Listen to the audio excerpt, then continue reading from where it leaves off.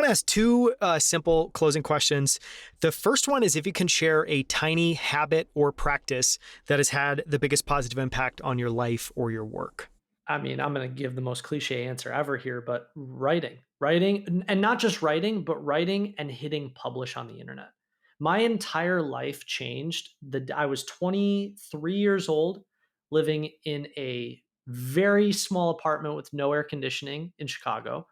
And I wanted to be a writer, had no idea how. And I challenged myself to write one Quora answer every single day for a year straight. And publishing something, not just writing and hiding it away in my apartment, but publishing something accelerated my learning process.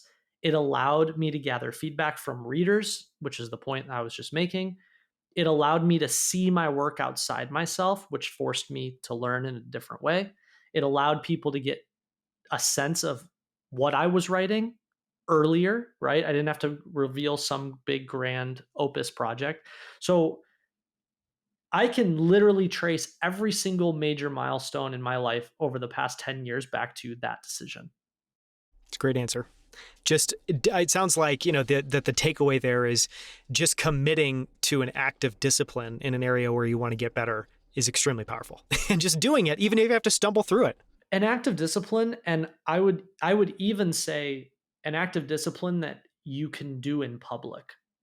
There's something different about practicing in public. Real small tangent. It's the same story of, I forget which Malcolm Gladwell book he put this in, but it's the Beatles story. Most people don't know that before they got signed, for 10 years, they would play in clubs for 7 hours a day.